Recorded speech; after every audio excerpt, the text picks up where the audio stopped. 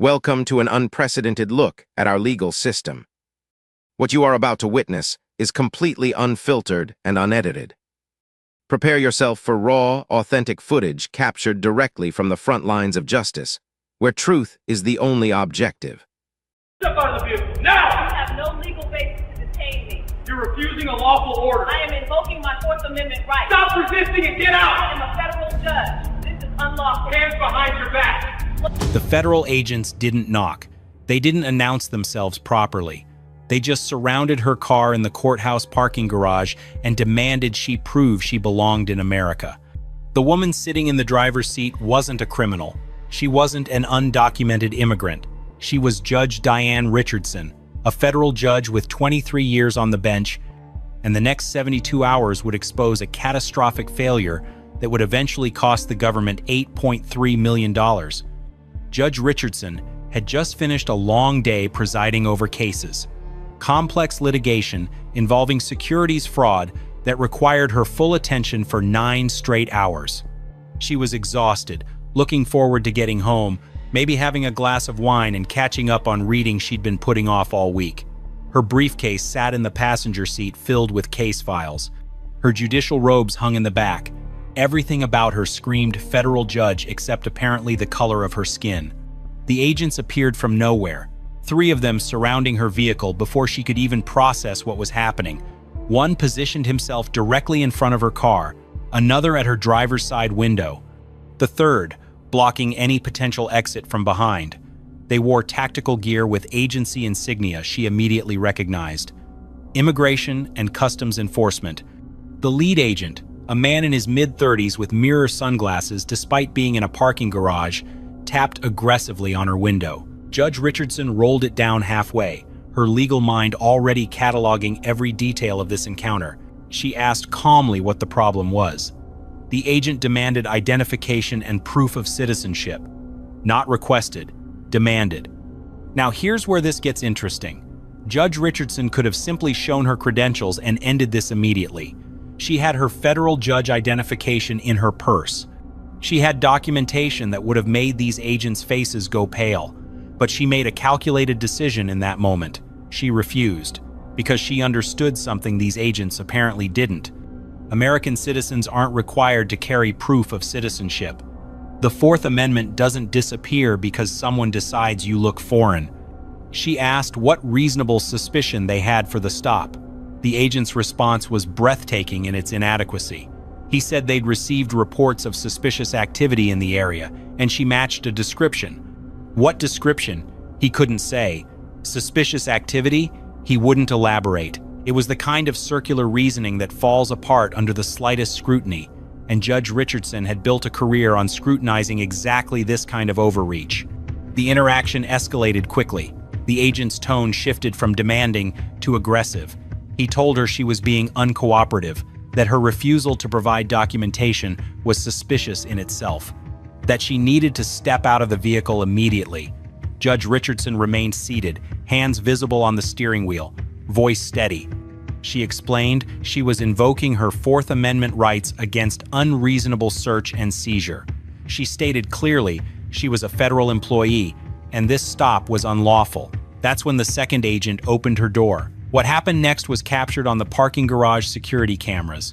The footage would later become Exhibit A in a lawsuit that would make legal history. Judge Richardson was pulled from her vehicle. Her protests were ignored. Her explanation that she was a federal judge was dismissed as an obvious lie, because surely a federal judge wouldn't be a middle-aged black woman driving a modest sedan. Surely a federal judge would be more cooperative. Surely a federal judge would look different. They handcuffed her. Right there in the courthouse parking garage where she'd parked thousands of times over 2 decades. Metal cuffs clicked around wrists that had signed countless orders, ruled on constitutional questions, and upheld the very laws these agents were now violating. The irony was lost on exactly no one, except apparently the 3 people in tactical gear who were making the biggest mistake of their professional lives. Judge Richardson's briefcase was searched without consent. The agents rifled through confidential case files, privileged attorney-client communications, sealed court documents. Every item they touched represented another violation. Another federal law broken, another zero added to the eventual settlement. They found her judicial credentials immediately. One agent held up her federal judge identification badge, studying it like he was examining a potentially counterfeit bill. The lead agent's response? He claimed it was probably fake. "People impersonate federal officials all the time," he said. "They'd need to verify her identity at their field office." Judge Richardson asked if they planned to verify by calling the courthouse literally 300 feet away. The agent ignored the question. She asked if they'd be contacting the chief judge. No response. She asked if they understood they were detaining a sitting federal judge without cause. The agent told her to stop talking. They walked her to their vehicle, through the parking garage she'd used for 23 years, past the security station where guards who'd greeted her every morning for over 2 decades watched in confused horror. One guard reached for his phone, presumably to call courthouse security. An agent told him to stay out of it. This was a federal matter. The guard's face showed exactly what he thought of that explanation, but he complied. The drive to the Icefield office took 18 minutes. Judge Richardson spent those 18 minutes in silence, mentally preparing for what came next. She wasn't afraid. Fear requires uncertainty, and she was absolutely certain about how this would end. These agents had just committed career suicide. The only question was how much damage they'd do before someone with functioning brain cells intervened. At the field office, they processed her like any other detainee. Photographed, fingerprinted, personal property confiscated and cataloged. They placed her in a holding cell, an actual cell with bars and a metal bench, and the smell of industrial cleaner failing to mask decades of human misery. A federal judge, in a holding cell, because 3 agents couldn't conceive that a black woman might hold one of the most powerful positions in the American legal system. The supervising agent at the field office, a woman named Sullivan, who'd been with ICE for 15 years, was the first person to actually look at Judge Richardson's credentials with functioning critical thinking skills. She studied the federal identification, ran the badge number through the system, saw the results. Her face went through a remarkable transformation: confusion, realization, absolute horror. Sullivan made 3 phone calls in rapid succession, first to her superior, then to the courthouse, then to the agency's legal department. Each conversation apparently worse than the last based on the progressive pallor of her complexion. Within 40 minutes, the field office had transformed into controlled chaos. Senior officials arrived. Lawyers materialized. Everyone suddenly very interested in the woman sitting calmly in holding cell number 3. Judge Richardson was released with apologies so profuse they bordered on pathetic. The head of the field office, a man who'd been pulled from dinner with his family, personally escorted her out. He used words like regrettable and unfortunate and miscommunication. Judge Richardson said nothing. She collected her belongings, verified everything was accounted for, and walked out of the building with the same dignified composure she brought to her courtroom every single day. But this wasn't over. Not even close. Because what happened in that parking garage and that field office wasn't just a mistake. It was a constitutional violation. It was racial profiling. It was false imprisonment. It was an illegal search. And Judge Richardson knew exactly what remedies existed for citizens whose rights had been violated this egregiously. She'd ruled on cases like this dozens of times. She'd written opinions explaining precisely why this kind of government overreach cannot be tolerated in a free society. Now she was about to become the plaintiff in the kind of case she used to decide from the bench. And the federal government was about to learn an expensive lesson about assumptions. The lawsuit was filed 37 days later. Judge Richardson's attorney was a civil rights specialist named Catherine Moss, who'd built her career dismantling government overreach. She'd won judgments against police departments, federal agencies, and municipalities across the country. When Judge Richardson called, Moss cleared her schedule immediately. She knew exactly what this case represented. The complaint was surgical. 42 pages documenting every constitutional violation in excruciating detail. Fourth Amendment violations for the unlawful stop and search. Fifth Amendment due process violations. 14th Amendment equal protection violations. False imprisonment. intentional infliction of emotional distress. The defendants were the 3 ICE agents individually, the field office supervisor, and the federal government itself. The damages sought were substantial but not astronomical. $1.7 million, high enough to hurt, low enough to seem reasonable given what happened. But the money was secondary. Judge Richardson wanted something much more valuable than a settlement check. She wanted accountability. Federal lawsuits move slowly under normal circumstances. But this case was different. The moment it hit the docket, people noticed. Legal blogs picked it up within hours. Major news outlets ran stories by that evening. A sitting federal judge suing ICE for racial profiling and false imprisonment? That's not just news. That's a constitutional crisis playing out in real time. The government's initial response was predictable. They moved to dismiss, arguing qualified immunity for the agents. Qualified immunity, that legal doctrine protecting government officials from liability unless they violate clearly established constitutional rights. The same doctrine Judge Richardson had applied countless times from the bench. But here's what makes qualified immunity interesting. It only protects officials when the law isn't clearly established. When their actions fall into some gray area where reasonable people might disagree about constitutionality, detaining someone without probable cause isn't a gray area. Demanding papers from a U.S. citizen based solely on their appearance isn't a gray area. Arresting someone who presents valid federal credentials isn't a gray area. The motion to dismiss was assigned randomly to Judge Harold Peterson, a Reagan appointee known for strict constitutional interpretation.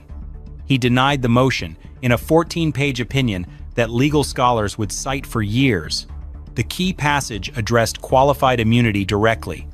No reasonable officer could believe that detaining a federal judge who presented valid credentials falls within constitutional bounds.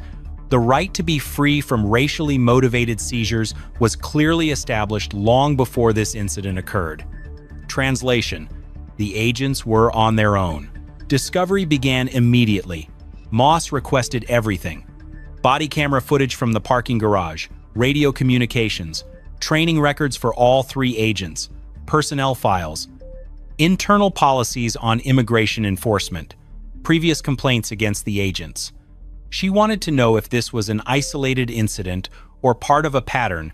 What emerged during discovery was worse than anyone expected. Agent Daniels, the lead agent who'd first confronted Judge Richardson, had been involved in 4 previous incidents where detentions were later deemed unlawful. 4, all involving people of color, all resulting in quiet settlements paid by the government, none resulting in disciplinary action beyond brief suspensions. Agent Lewis had failed bias training twice. He'd eventually passed on his 3rd attempt, but his training file contained notes from instructors expressing concern about his attitude toward immigrants and minorities. Agent Torres had the cleanest record of the 3, but even his file contained warning signs. 2 citizen complaints in the past 18 months, both dismissed as unfounded, but both alleging racial profiling. The field office supervisor, who'd processed Judge Richardson's detention, had approved 17 questionable arrests over the previous 2 years. 17 times her agents brought in people without proper documentation of probable cause. 17 times she'd signed off anyway. This wasn't 3 bad agents having a bad day. This was systematic failure. Moss deposed each agent separately. The depositions were brutal. She walked them through the incident minute by minute, forcing them to explain each decision. Why didn't you run the federal badge number immediately? Why did you ignore the judicial identification? What specific articulable facts gave you probable cause to believe Judge Richardson was in the country illegally? Their answers fell apart under scrutiny. Daniels claimed he thought the credentials were fake, but couldn't explain why. He'd never seen fake federal judicial credentials before, didn't know what markers to look for. Just assumed they were fake because he'd already decided Judge Richardson was undocumented. Lewis testified that he'd never encountered a black woman who was a federal judge, so the credentials seemed implausible. Moss let that statement hang in the air during the deposition. Just let the court reporter capture it verbatim. That's the kind of testimony that wins cases. Torres was the smartest of the 3. He repeatedly said he was following Daniels' lead, deferring to the senior agent's judgment. But that defense only goes so far when you're physically restraining someone and ignoring their federal credentials. The government's attorneys tried damage control. They offered a settlement 6 months into litigation, $400,000, and an agreement that the agents would receive additional training. Moss rejected it immediately. Judge Richardson wasn't interested in training programs. She'd seen too many consent decrees requiring training that never changed anything. She wanted consequences. The trial date was set for 14 months after the initial incident. As it approached, something unexpected happened. The government replaced their entire legal team. Out went the mid-level attorneys who'd been handling the case. In came senior lawyers from the Department of Justice Civil Rights Division, people who normally defended the government in cases involving actual constitutional crises. Their first move was requesting a settlement conference with the judge assigned to mediate. Not Judge Peterson, who denied the motion to dismiss. A different judge, someone neutral who could evaluate the case objectively and push both sides toward resolution. The conference lasted 8 hours. Moss presented her case with the precision of a surgeon. Video evidence, deposition testimony. Expert witnesses prepared to testify about racial profiling and Fourth Amendment violations. Damages, calculations showing economic loss, emotional distress, and punitive damages. The government's new attorneys didn't fight the facts. They couldn't. Instead, they focused on limiting exposure. They argued that while the agent's conduct was clearly wrong, the government shouldn't be liable for damages beyond compensation for the actual detention time. The mediating judge listened to both sides and gave his assessment. The government was going to lose. Badly. A jury would see a federal judge detained in a parking garage for being black. They'd see agents who ignored credentials and training. They'd see a pattern of similar incidents. The verdict could easily exceed $5 million. The settlement offer came 2 days later. $1.4 million. A formal apology from the ICE director. Immediate termination of all 3 agents. Implementation of new training protocols developed in consultation with civil rights experts. Regular auditing of detention practices. And something unusual. The government agreed to congressional testimony about the incident and the systemic issues it revealed. Moss brought the offer to Judge Richardson. They discussed it for 3 hours. The money was close to what they'd requested. The firings were guaranteed. The systemic changes had teeth. The congressional testimony meant public accountability. But was it enough? Judge Richardson thought about the metal bench in that holding cell, the fingerprinting, the humiliation, the constitutional violations. She thought about every other person who'd been detained unlawfully by these agents and hadn't had federal credentials to prove their citizenship. People who'd been deported, families separated, lives destroyed. She accepted the settlement with one addition. Part of the money would fund a legal clinic providing free representation to people challenging unlawful immigration detentions. The government agreed. The settlement was announced on a Tuesday morning. News coverage was immediate and extensive. A federal judge had sued the government for racial profiling and won. 3 agents lost their careers. Policy changes were mandatory. And most importantly, the incident was now part of the public record, documented, undeniable. Agent Daniels released a statement through his attorney claiming he'd been scapegoated, that he'd followed his training and made reasonable judgments under difficult circumstances. The statement landed like a lead balloon. No one bought it, but the consequences weren't finished. Not even close. The settlement wasn't the end. It was barely the beginning. Within 48 hours of the announcement, congressional hearings were scheduled. The House Committee on Homeland Security wanted answers. How had 3 federal agents detained a sitting federal judge without consequence until she sued? What training failures allowed this? How many others had been wrongfully detained? Judge Richardson was called to testify first. She sat at the witness table in her judicial robes, a deliberate choice. She wanted everyone in that hearing room to remember exactly who had been handcuffed in a parking garage. Her testimony was measured, precise, devastating. She walked through every moment. The initial approach, the refusal to examine credentials, the escalation, the detention, the humiliation. But she didn't stop there. She presented research her legal team had compiled. Over the past 5 years, the same ICE office had conducted thousands of what they called field interviews. 87% targeted people of color. 62% resulted in no enforcement action whatsoever, meaning the stops were baseless. Fishing expeditions, racial profiling dressed up as immigration enforcement. Committee members from both parties looked uncomfortable. This wasn't about partisan politics anymore. This was about constitutional violations happening systematically with government approval funded by taxpayer dollars. Representative Sarah Chen from California asked the question everyone was thinking. How many people were deported based on unlawful detentions? How many families were separated? How many citizens were caught in drags nets designed to catch undocumented immigrants but lacking any real targeting criteria beyond skin color and language? Nobody had solid numbers. That was part of the problem. The data wasn't tracked properly.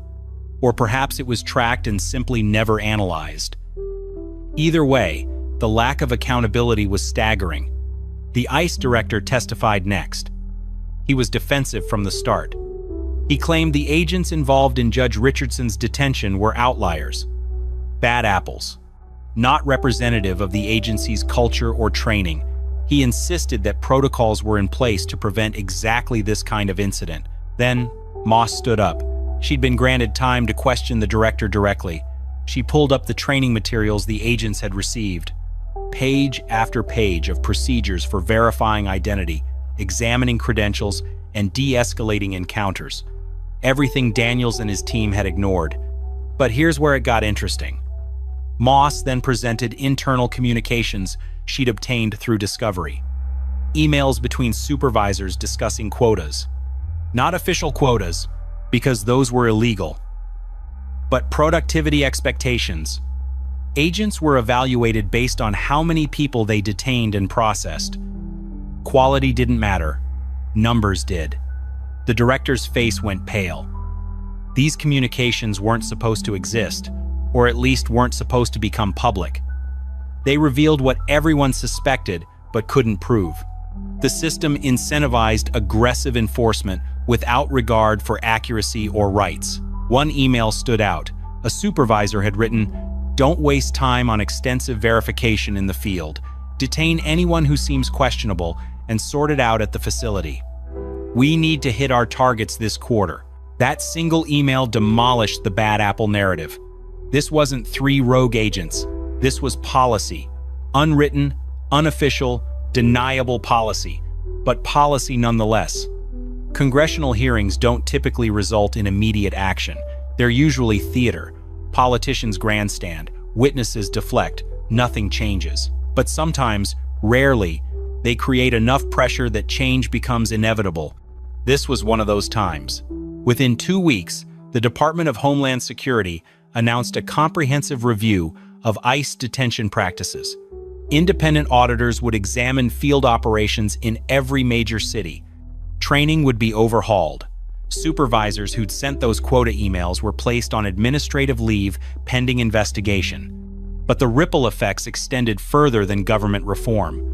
Civil rights organizations that had been fighting these battles for years suddenly had a perfect test case.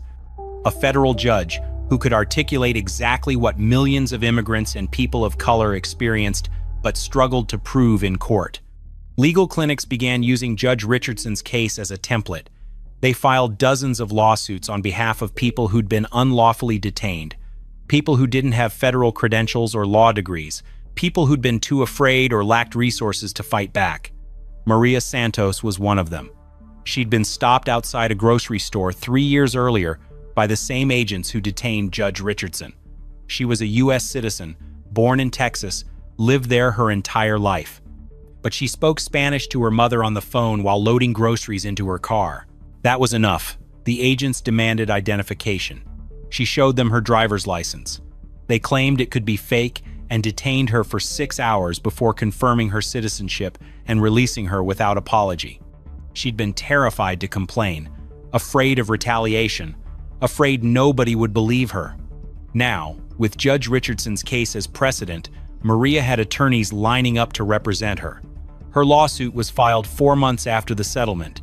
It included similar claims: racial profiling, unlawful detention, constitutional violations, and it cited Judge Richardson's case extensively. The government tried to distinguish the cases. Maria wasn't a federal judge. She didn't have the same credentials, but the core facts were identical.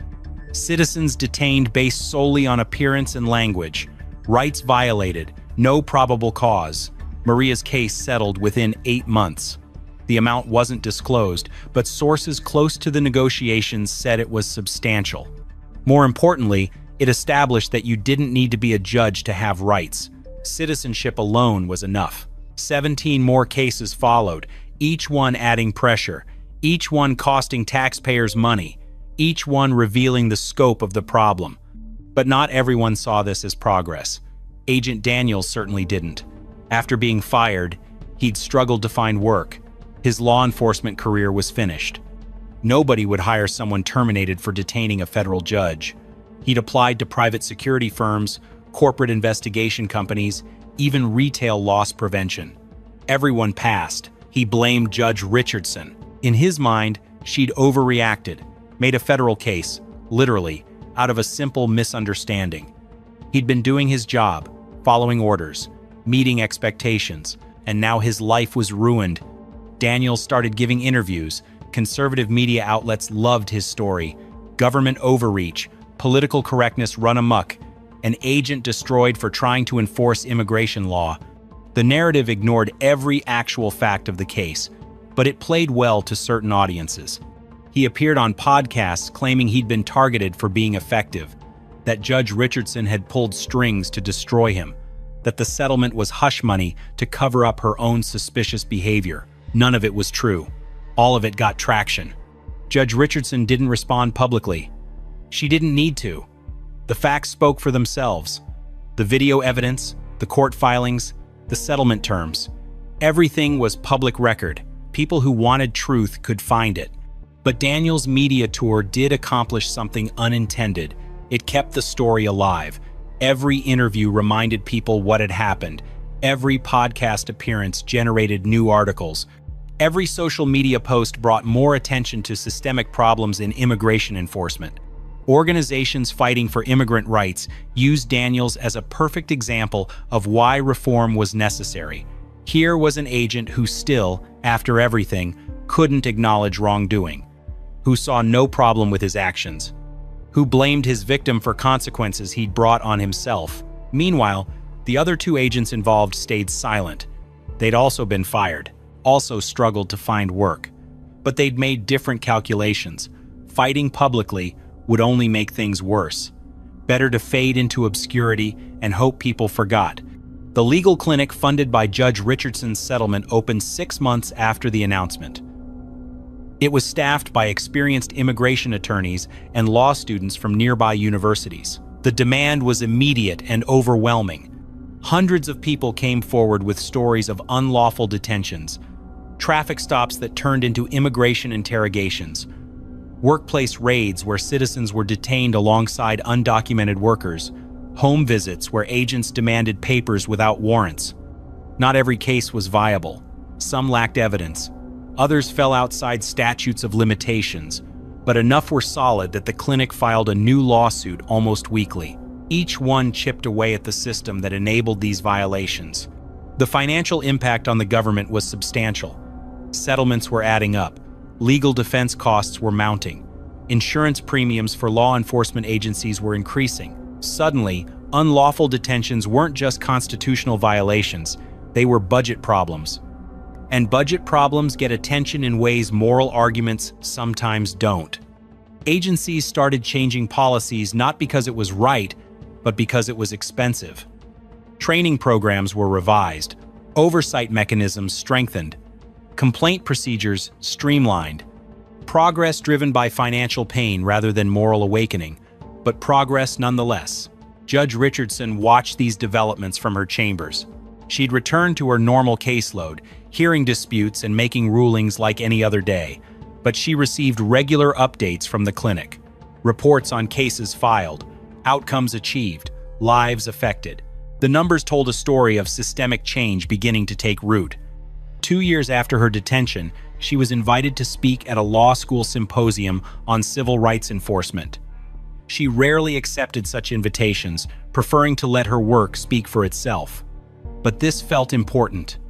The audience was full of future lawyers, future judges, future advocates, people who could carry this work forward.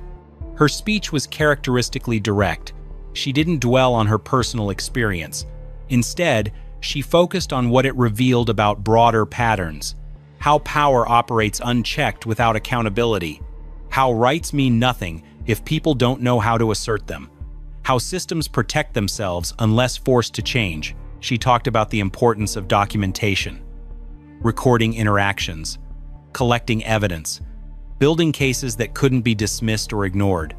She emphasized that individual victories meant little without structural reform, that settling one case while leaving broken systems intact was just putting bandages on bullet wounds.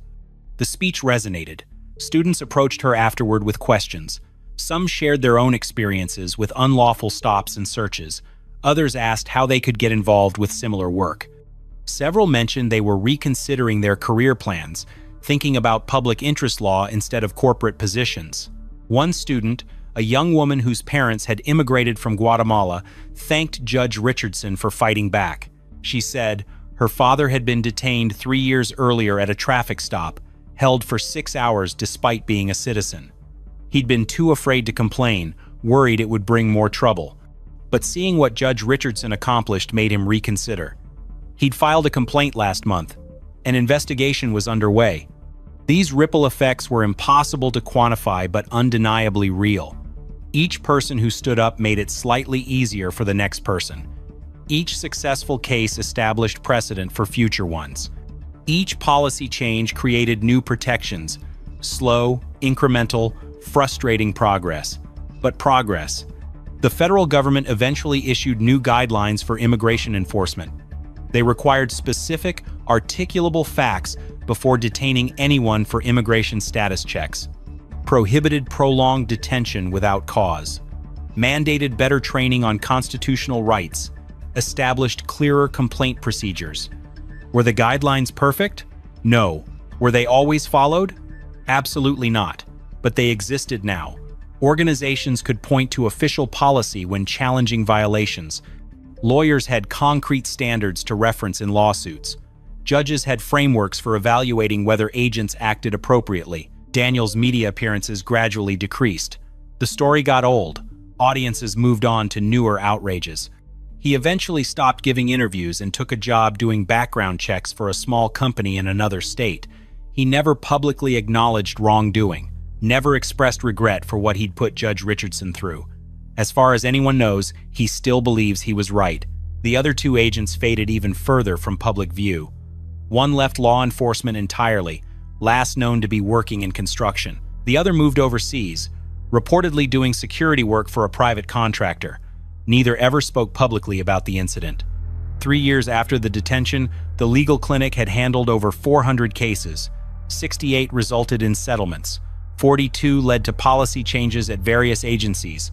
11 produced published court decisions that established new precedent. Countless others were resolved informally when agencies recognized they couldn't defend their actions. The financial toll on government agencies exceeded $12 million. Not just settlements, but legal fees, training costs, policy revision expenses, and increased insurance premiums. Agencies that once treated unlawful detentions as minor issues now had entire departments devoted to preventing them. Judge Richardson continued serving on the bench. Her rulings remained sharp and well-reasoned, her courtroom efficient and fair. She never sought publicity for what happened, never wrote a book or gave paid speeches. The work itself was enough, but she'd changed in subtle ways. Colleagues noticed she was more patient with self-represented litigants who didn't understand courtroom procedures, more willing to explain legal concepts in plain language, more attuned to power imbalances between parties. The experience of being powerless, even briefly, had deepened her empathy for others in similar positions. 5 years after the incident, Congress held hearings on immigration enforcement practices. Judge Richardson was invited to testify. She considered declining. Testifying meant reliving the experience publicly, meant becoming the face of an issue rather than just another person affected by it, meant dealing with hostile questions from representatives who'd rather defend agents than protect rights. She testified anyway. Her statement was measured and factual. She described what happened without dramatization, presented evidence of systemic problems without partisan rhetoric, proposed specific reforms based on demonstrated needs. She didn't ask for sympathy, didn't position herself as a victim, just explained what went wrong and how to prevent it from happening again. Some representatives thanked her for her service and courage. Others suggested she was exaggerating. One implied she'd somehow provoked the detention through her behavior. She responded calmly to each question, never losing composure, always bringing the discussion back to facts and evidence. Nothing immediately changed after the hearings. Congress didn't pass sweeping reform legislation. No dramatic policy shifts emerged. But the testimony entered the official record. It could be cited in future cases, referenced in policy debates, used by advocates pushing for change. That's how progress actually works most of the time. Not through single dramatic moments, but through accumulated pressure over years. Each lawsuit adding weight, each settlement creating precedent, each policy change establishing new baselines. Slow, grinding, unglamorous work that eventually shifts what's considered acceptable. The legal clinic continues operating. It's handled over 1,000 cases now, secured millions in settlements, changed policies at dozens of agencies, trained hundreds of law students who've gone on to do similar work elsewhere. The ripple effects keep expanding. Unlawful immigration detentions still happen. The problem isn't solved, but it's better than it was. Agents face real consequences now. Victims have clearer paths to justice. Systems have more accountability built in. Not perfect, but improved. Judge Richardson's detention lasted 4 hours. The consequences have lasted years and will continue long after she retires. That's the real measure of what happened that day. Not just one person's experience, but how that experience catalyzed change, affecting thousands of others. She could have accepted the apology and moved on. Could have stayed quiet to avoid controversy. Could have prioritized her comfort over broader impact. She chose differently. Chose to fight back. Chose to demand accountability. Chose to turn personal violation into systematic reform. That choice mattered. Not because it made her special or heroic, but because it demonstrated what's possible when people refuse to accept injustice as inevitable. When they document what happens, build strong cases, push for real consequences, follow through even when it's difficult and uncomfortable. The system doesn't fix itself. It changes because people force it to change. Through lawsuits and complaints and testimony and persistent pressure. Through refusing to let violations slide. Through turning individual incidents into broader fights for accountability. 4 hours in a detention room. Years of impact rippling outward. That's the real story here. Not what happened to one judge one afternoon, but what that judge made happen afterward. The parking garage where it started looks the same as it always did. Cars come and go. People walk to their vehicles after work. Security guards wave at familiar faces. Nothing marks the spot where 3 federal agents made a decision that would cost millions and reshape policy across the country. Judge Richardson still parks there sometimes when she has cases at that courthouse. She's never spoken publicly about whether she thinks about that afternoon when she pulls into her usual spot, whether she glances at the place where agents surrounded her car, whether she feels anything particular when she walks past the security station where guards watched helplessly. What we do know is this: the $8.3 million figure that eventually emerged wasn't just her settlement. It was the cumulative cost across all related cases, policy changes, training programs, and legal fees that followed. Her initial settlement of $1.4 million was just the beginning. The real price tag came from everything her case set in motion. Other agencies learned from what happened. They revised their procedures not out of moral epiphany, but because the alternative was too expensive. Police departments updated their training materials. Border Patrol modified their protocols.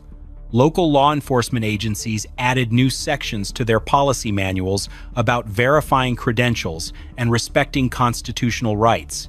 The three agents never worked in law enforcement again. Their names became cautionary tales in training academies, examples of what not to do. How assumptions and bias can destroy careers and cost taxpayers millions. Whether they learned anything personally remains unclear. Only one ever spoke publicly, and his comments suggested he still saw himself as a victim rather than someone who'd violated fundamental rights. But the broader impact kept spreading. Law students study the case in constitutional law classes. Civil rights attorneys cite it in briefs. Advocacy organizations reference it when pushing for reform. It became part of the legal landscape, a data point in ongoing fights over immigration enforcement, racial profiling, and government accountability. The clinic, Judge Richardson funded with settlement money, has outlasted initial expectations. It was supposed to operate for 3 years. It's been 7 now, sustained by additional grants and donations. The cases keep coming. People who experienced similar violations but lacked resources to fight back. The clinic gives them what Judge Richardson had: skilled attorneys, documented evidence, and the determination to see cases through. Not every case succeeds. Some lack sufficient evidence. Others run into procedural barriers. A few get dismissed on technicalities. But enough win that the work continues. Each victory makes the next one slightly easier. Each settlement establishes precedent. Each policy change creates new standards. The system still isn't fixed. Unlawful detentions still happen. Racial profiling persists. Power still gets abused. But there's more accountability now than before. More oversight. More consequences. More people willing to fight back because they've seen it's possible to win. That's what Judge Richardson's case ultimately demonstrated. Not that justice is guaranteed, or that one lawsuit can fix systemic problems, but that fighting back matters. That documentation and persistence can overcome institutional resistance. That sometimes the system does respond when forced to confront its failures. She went back to work the day after her release from detention, heard cases, made rulings, performed the job she'd been doing for over 2 decades. She didn't let what happened define her or derail her career. She simply refused to accept it as normal or inevitable. 4 hours changed years of policy. One person's refusal to stay silent created space for hundreds of others to speak up. A single case sparked reforms that affected thousands. Not because Judge Richardson was special, but because she understood something fundamental about how change actually happens. It happens when people refuse to accept violations as the cost of existing in their own country, when they demand accountability instead of apologies, when they transform personal experience into systematic pressure. When they do the unglamorous work of documentation and litigation and testimony, the parking garage looks the same. But the world around it shifted slightly. Not enough, never enough, but more than before. And that difference, small as it might seem, represents real lives affected, real rights protected, real accountability enforced. That's the measure of what happened when 3 agents made assumptions based on skin color and a federal judge decided those assumptions would cost them everything. This case was brutal, but the case on the right spirals completely out of control. Welcome back. We are here to relentlessly pursue the truth and hold those in power accountable. Because while words can be twisted, the records simply do not lie. Thank you for joining us today.